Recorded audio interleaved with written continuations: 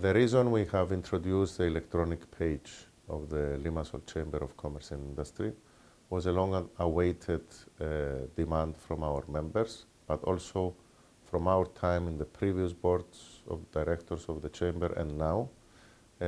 We had to find a way to communicate more and more intimately with our members and to show them what we are doing and how we are doing it, and of course to appreciate their presence by giving them more information. We have established the electronic page which is called Entrepreneurial Limassol back in May, and now we are going to the second edition.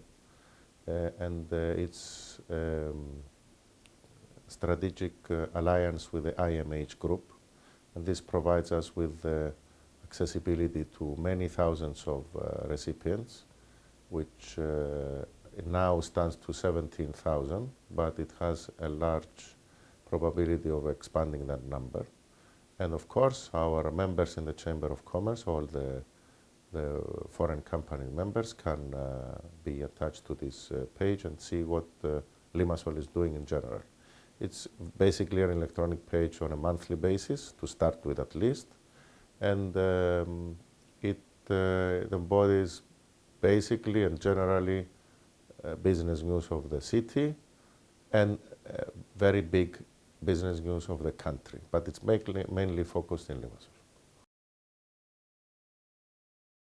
The Limassol Chamber of Commerce and Industry is spearheading efforts at this moment on basically three major investment activity columns. The number one is the creation of the first technology and innovation center in Cyprus, which is going to be called the Technological Park in Pendakomo. Pendakomo is an area outside the Limassol city. It's about 10 minutes to the eastern side of the eastern part of the city. It's within the Limassol district, of course.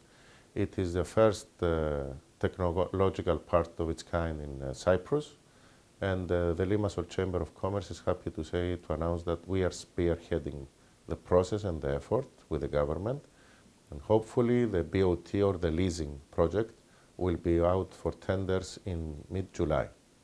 It will consist of an area of 35 hectares, which means 350,000 square meters of land, in which the successful bidder will undergo all the necessary infrastructure to invite, in order to invite the potential users. We are aiming at the beginning, at least, to attract local companies, but not only, and especially companies of the third world countries like Russia, Ukraine, Middle East countries, Arabian Gulf countries, and Asian countries, which may opt to use Cyprus as a bridge towards the introduction in the European Union.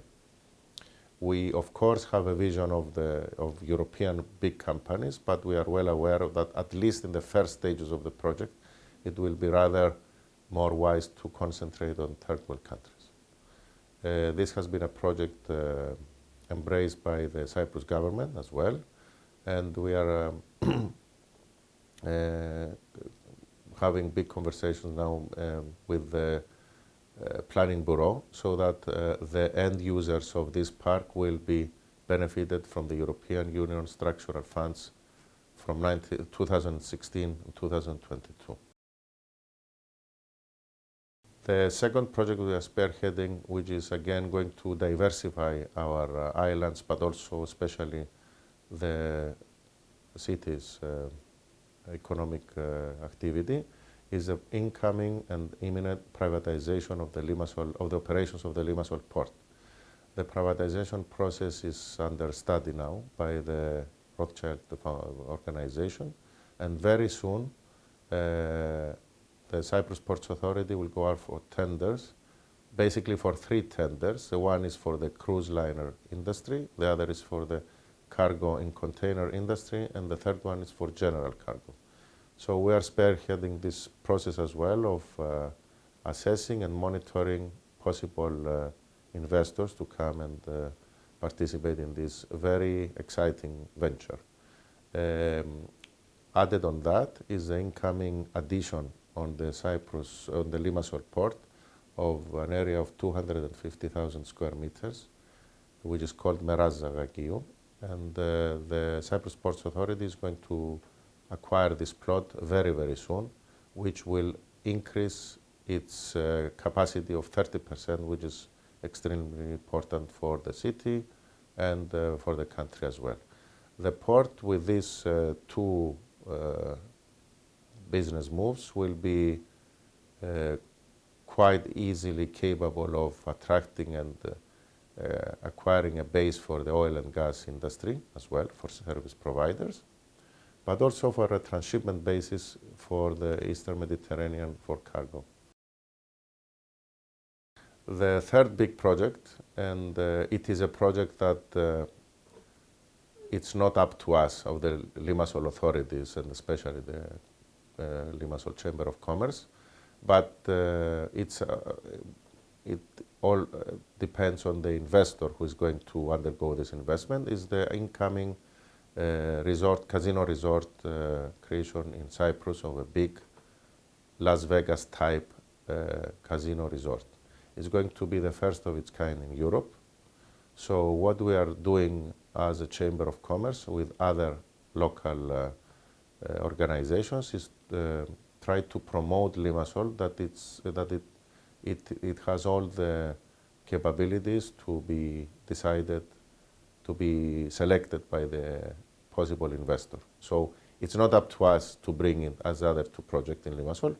It's up to the investor who will select the location, but we are trying to persuade that Limassol is the obvious choice for this venture.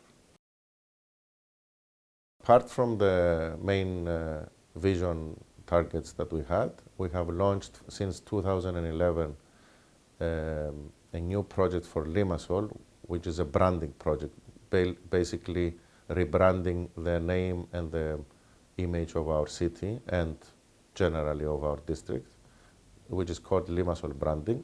We have completed the first phase, which was supposed to give, and it gave a very good logo and name to the project.